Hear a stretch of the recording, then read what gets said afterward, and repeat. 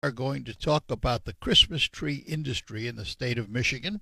We're going to do it with a gentleman whose last name has been associated with it for many, many, many years, ever since I can remember anyway. He is the fourth generation of the Cluck family at Cluck Nursery on Van Warmer Road, and we say good morning to Tyler Cluck. Tyler, good morning. Morning, Art. Thanks for having me out here. Oh, glad to have you. Glad to have you.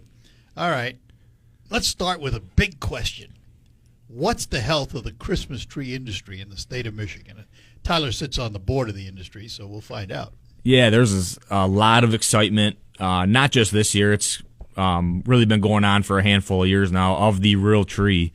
Just the traditions that families can make to come out to a farm and pick out that perfect tree, cut it down, take it home, and celebrate the Christmas season.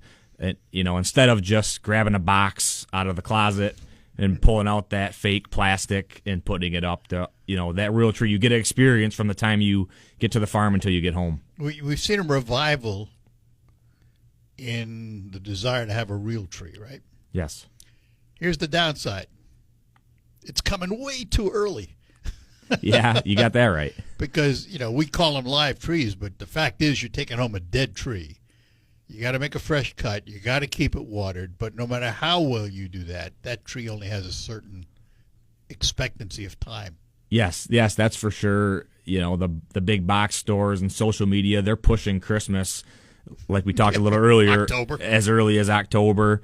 But you got to remember, these are a real tree. You got to keep it alive. You want needles on it come Christmas morning. So everything's shifted early. Our busiest weekends used to be the first full weekend of December. That's long gone. Our busiest weekend is Thanksgiving weekend now, Black Friday. We sell 2/3 of what we sell in a season in 3 days. And everybody wants it early, and they keep pushing even for early November, but we have to have a standard as well. We want these trees to be alive for people on Christmas. All right, so somebody takes a tree home Thanksgiving weekend. You've made a fresh cut. They put it in the container. They put water in the container.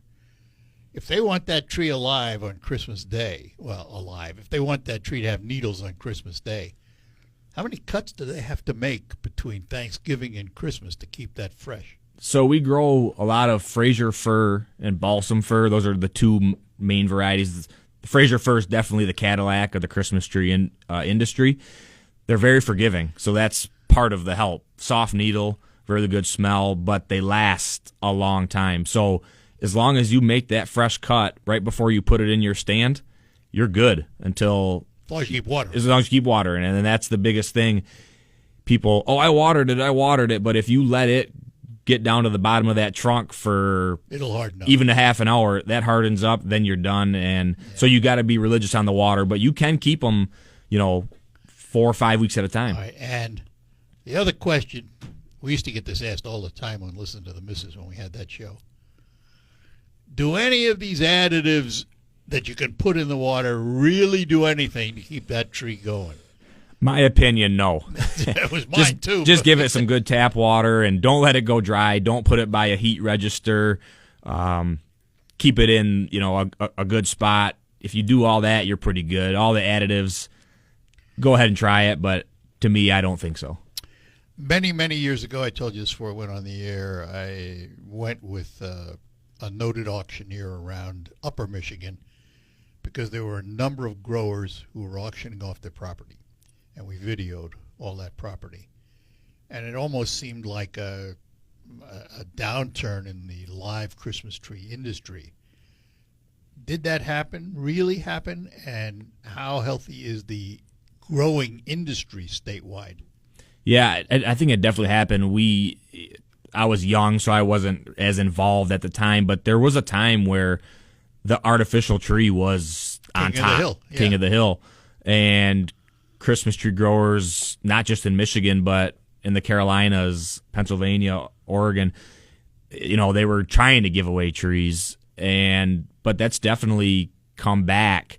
And it's a long process. It's 7 to 12 years for these trees to become cuttable. So with it being such a roller coaster market, you can't just, if you're short, it takes time.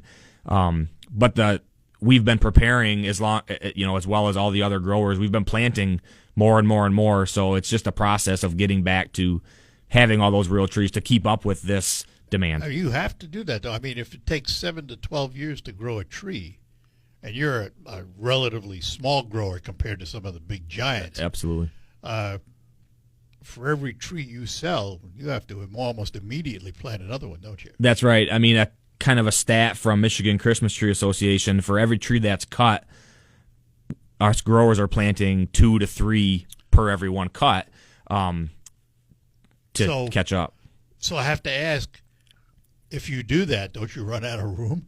Because Yeah. you're expanding your tree lot Sure. by planting more. Where do you put the trees? Yeah, we're fortunate at Cluck Nursery that we have land that we put cover crops on. So we're blessed to have that. But a lot of the growers out of the 500 in Michigan, that if they're smaller, they're planting in between stumps. It's a lot tighter spot. So That's another question, because somebody comes along to Cluck Nursery and they want to buy one of your trees. They go out and cut the tree. They take the tree, you wrap the tree and all that stuff, you send it home with them. There's still something in the ground. How do you get that out? yeah. So And what do you do? Yep. Once we're completely done with a field, in the summer months, it gives us something to do when our nursery is a little bit slower. We take it used to be all done with multiple ways, doing it by hand. It was very labor intensive, but now with skid steers, and we have 2 machines that go out and we rip out all the stumps, pile them in big piles. Then you replant that land? And then we'll cover crop that land let it rest for a year and then plant. So it's a little like farming where you have to rotate crops. Yes. You just can't go back in. You want to let that land sit and regenerate. That's right. So you mentioned Fraser firs as being the Cadillac of the firs. How long is that a slow growing tree or a fast growing tree? How long before you get one from seed to sellable? Sure. How long? Yeah, it is. Unfortunately, it doesn't help the process because it is probably the slowest out of the varieties. Of course. So from seed to cutting down, you could be pushing 15 years. It depends on the height too. So what you do today is your business 15 years from now. In a roundabout way, yes. Yeah. So you're really taking a guessing game, and what happens if it starts to go the other way? It's a tough decision, but it's all part of the game. I've been doing it now. I don't want to say a long time, because my dad's been doing it a long time, and my grandpa and his dad, they got this thing rolling. So now it's up to me to keep it rolling. Yeah. The industry is agricultural. The tree cost today to the consumer is much higher than it used to be. Can I infer from that your input costs are up? Yes, they are, but not, that's a good topic. The artificial tree, with all the tariffs that started, earlier in this year, there's big talk about some of these artificial trees are up as much as 10, 20%. Thankfully, in the real tree industry, and I can speak for myself and quite a few other farms, we talked about this summer, we didn't raise our prices. If we did, it was very minimal. So that's another good thing with the real tree, and hopefully it keeps the spark that we don't have to continue to raise higher and higher and higher too much. No, but you still have to pay income costs. For example, do you use fertilizer? Yes, that's all gone up. It's starting to level out a little bit.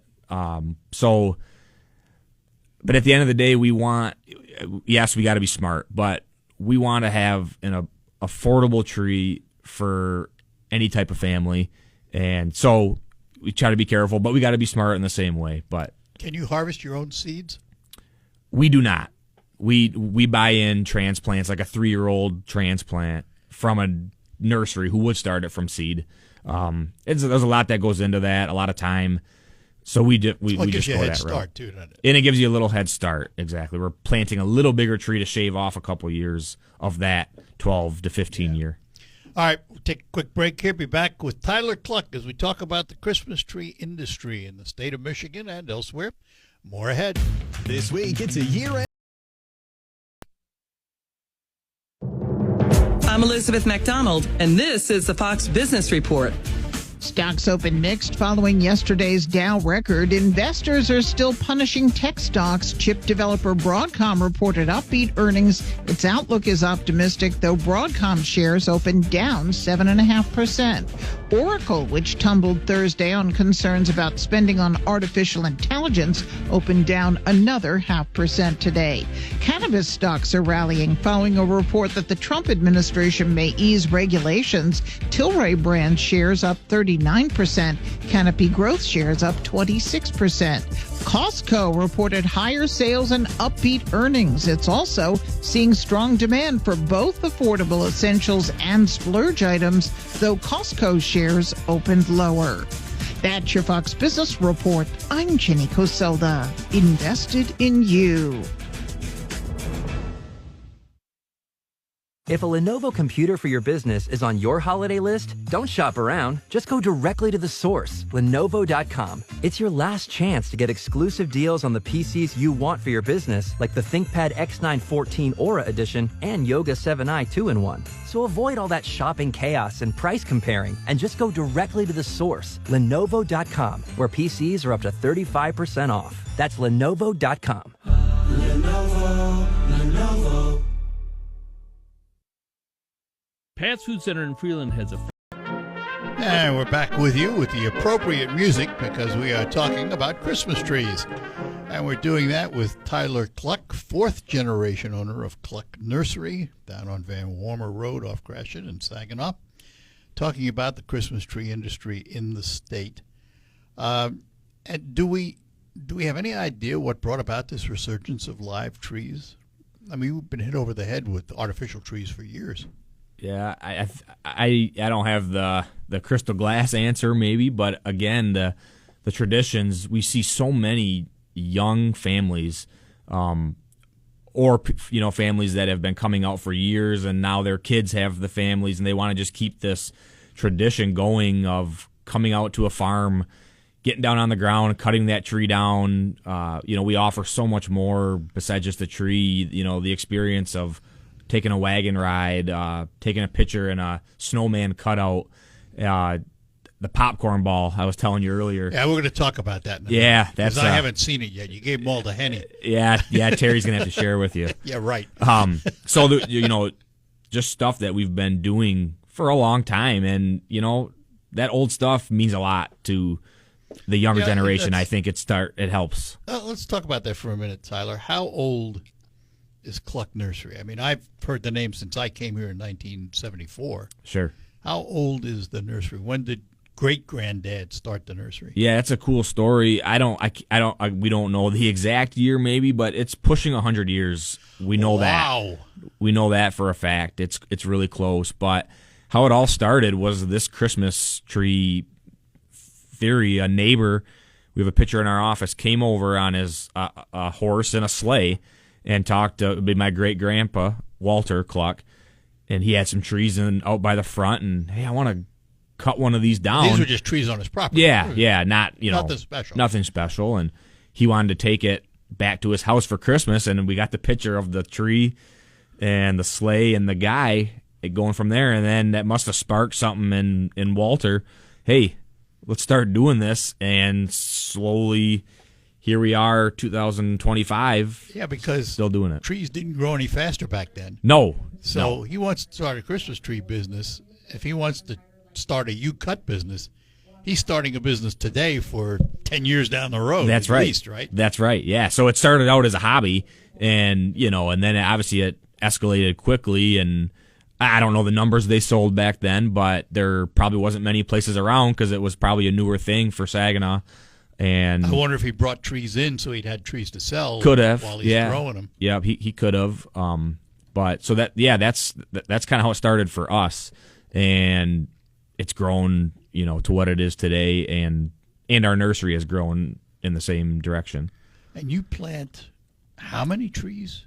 30+ thousand? We're planting, per year right now around 7,000 to catch up from the low inventory that we've been in the last few years. It's very evident. People are aware that we have shut down early the last couple of years. So you're cutting is done now, isn't it? Our cutting is done now. The last day to cut was last Do Friday. you still have trees to cut to sell, though? We're down to a limited amount of some pre-cut trees, Michigan-grown trees. Today will be closed tomorrow and Sunday. But so we're getting right to the end. But it's like we talked earlier, it's 7 to 12 years. So we've been increasing our plantings now since like 2019 to catch back up to this demand. A lot of what we hear is the term agritourism, and we can include Christmas tree farms like yours. I mean, you have people that come out even if they don't buy a tree. You have other things going on, right? Yeah, yes, we're limited on the agritourism. A lot of farms have Santa and reindeer, and we haven't got into that yet. But we do offer for the kids free wagon rides on the weekends, a concession stand, 2 bonfires that run every day that the people can catch up around, put your face in the Christmas tree, snowman pictures, a straw fort for kids to play on. So yes, and just how do we get the popcorn balls? the popcorn ball, yeah. If anybody listening, and if you come to Cluck Nursery, you probably come for the popcorn ball. Honestly, the tree is probably secondary. It's something simple, but it's something that Walter and Frida, the founders, started. Goes back that far. Yep, years ago, that we should give these people something. And it started out with a simple popcorn ball that when you pay for your tree, do you have popcorn balls? Do you still have popcorn balls? And so we give out probably about 16,000 of these popcorn balls each year. But it's part of Cluck Nursery and why they remember, oh, yeah, I can go get that popcorn ball. So I have to ask this because the name nursery implies something to me. Do you carry more than just Christmas trees? Yes, a lot of people think we grow Christmas trees and we go on vacation for 8 months. Oh, don't you? No. It'd be nice. It'd be real nice. I'm sure my wife would appreciate that. But for the other time of the year, we're a full nursery. You're open. We're open. Our busiest time, to be honest, is from spring until about fall. Planting season. Season. Our Christmas trees overall is about 10% of our business. It's a very important part of our business. It's a very great advertiser for our business. Well, it's what you're known for. Yep, that's what we're known for. But we are a wholesale and retail nursery grower, and we sell all over the state of Michigan and out of the state a little bit. But so that keeps you busy. It keeps us busy. Months. And the Christmas keeps us busy up until in a normal year when we don't have to close, really up until Christmas. So allows our employees to pretty much have work from start to finish. So here in the next couple of days anyway, you'll be closed. Yes, yeah. Going into next week, if we have anything left, it's going to be very little. So we're getting right to the end, and it seems early, but like we said, Thanksgiving weekend is such a busy weekend for us, and they start pushing this Christmas. Is it because the big boxes and other places push Christmas so early that people are coming out for trees earlier? That's what I think, because and it's a good thing, don't get me wrong. People want, when do people start putting their Christmas lights out and putting them on? Early November. So it just keeps people in the mindset earlier, which is great. It's just that much longer they have to maintain that tree. It's that much longer. Or they're going to be in trouble. Exactly. And we don't want that. So it's, for us, that Thanksgiving weekend is worked out great. We get, not saying we don't get some calls of, trees that drop, but it happens. But, for all these years, we've been pretty good at having that standard of, your tree's going to hold through the Christmas season. All right, we'll take a break, come back. We're talking to Tyler Cluck, and we will be back with him after these messages. December 30th at Soaring.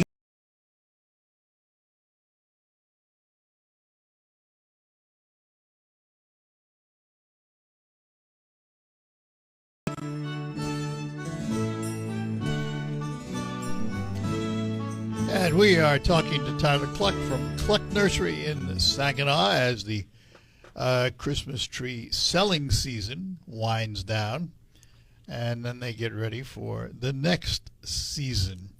So let me ask about the science of growing Christmas trees. Has that changed very much from the time you went to Michigan State University and studied, nursery management and all of that? But has the way you grow a Christmas tree changed over the years?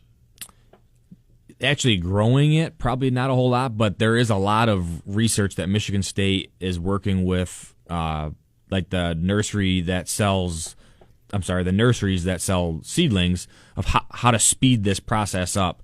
So typically, years ago and still today, it was you bought a bare root liner, so it was a tree with just roots, and then you put it in the ground and go on. Now there's so many greenhouse liners being grown where you could skip a few years because it's grown in a greenhouse. It's in a little plug, so when you put it in the ground, you don't have that year or so of shock where it just kind of sits and it jumps ahead of some of this bare root stuff. So there's a lot, and they're still trying to perfect that. There's certain varieties that handle it better than others in the evergreen industry, but they're really trying to shave off a few years of this 7 to 12 year cycle by that. And when I think of evergreens, pine trees, if you will, I think of pine cones, which contain the seeds. Some versions of it, like the ones out west, the tall pines, require fire actually to germinate because they drop their pods and the fire causes it to work. I mean, the trees you grow, do they not have pods? And do they not have seeds?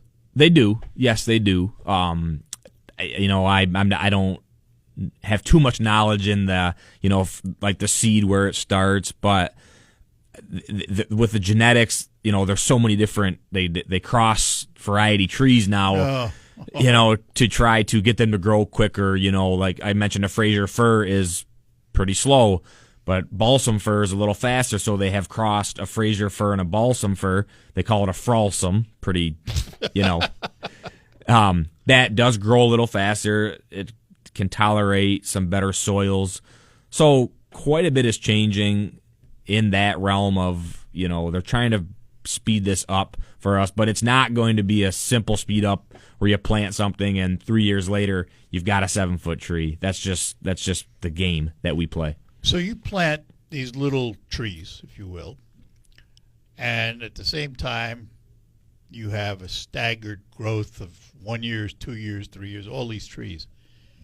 How you take care of that tree and say it's 5th or 6th year, is it different than what you have to do up front?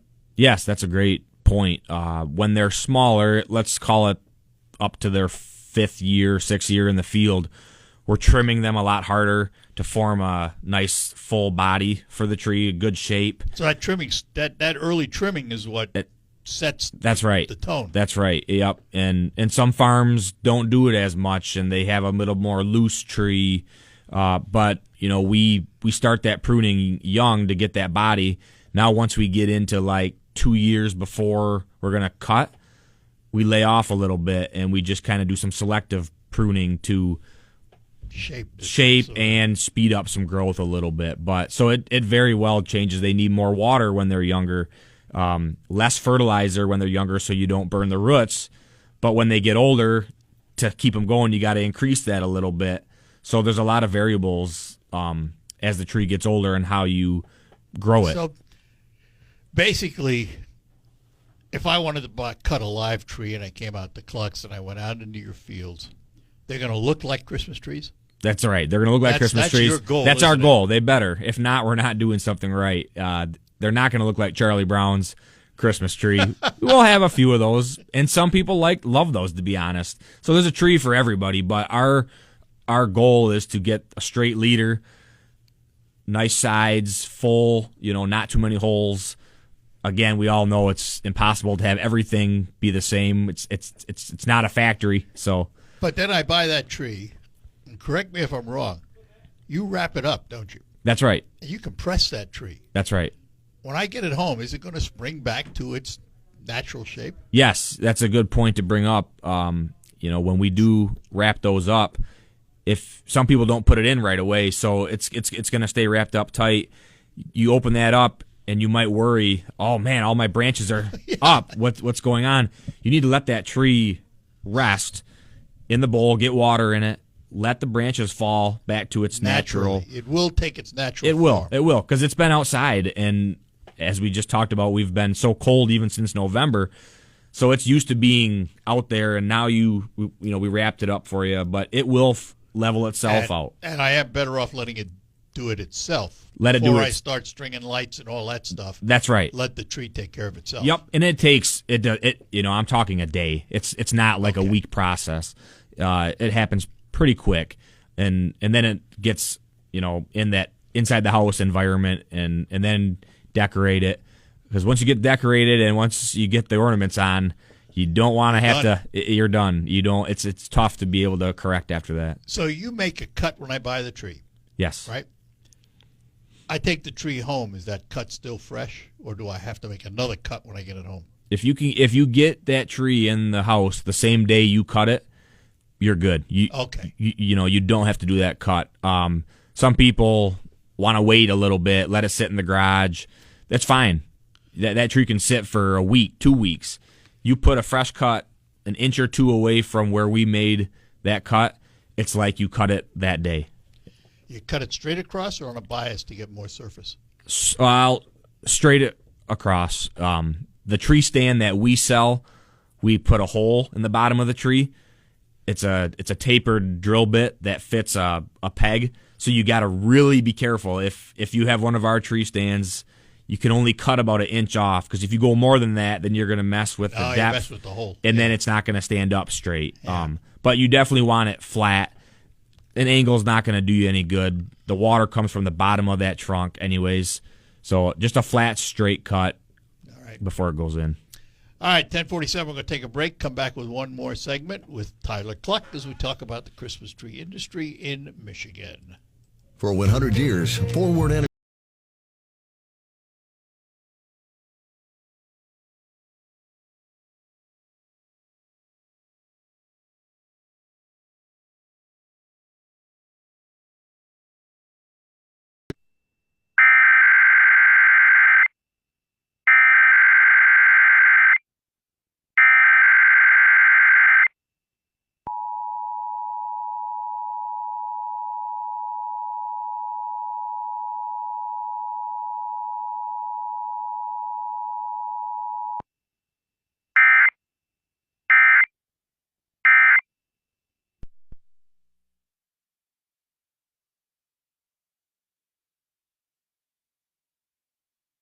This is a test of the emergency. All right, we're back with you. We're talking to Tyler Cluck, not only owner of Cluck Nursery, along with his dad, a family business for 100 years. He is also a board member of the Christmas Tree Industry Association here in Michigan. And because of the uptick in demand for live trees, I assume the Industry Association is doing pretty well these days? Yes, our industry is... We're getting new members every year. It's really good. We have an amazing executive director. Her name's Amy Start. She's just brought a lot of excitement to our meetings. We have a journal. She's got, I don't even know how many, but a bunch of people wanting to get their articles in there, advertisers. So she's doing a really good job. We have a really healthy industry. Given where we sit geographically and the weather we have in Michigan, are we conducive to growing large quantities of Christmas trees? Yes, we're nationally we stand pretty well, don't we? Yes, yep. We're actually number 3 in the U.S. for Christmas trees produced. Wow. Ahead of us is Oregon is number 1. I would guess that. Pennsylvania is number 2. Wouldn't have guessed that. So we are number 3, which is pretty exciting. So a lot of what's grown in Michigan gets shipped all over the place. Yes, a lot of the wholesale growers are a little bit more north of us for various reasons. It's just a good sandy soils, good for Christmas trees up there. But yes, they sell all over the United States. I find that interesting. A tree that's so dependent on water does well in sandy soils. Right. Yes. Yeah. I should say the fir prefer that, Okay. which is what's the most popular. You get into the spruce and pine, they will like a little bit heavier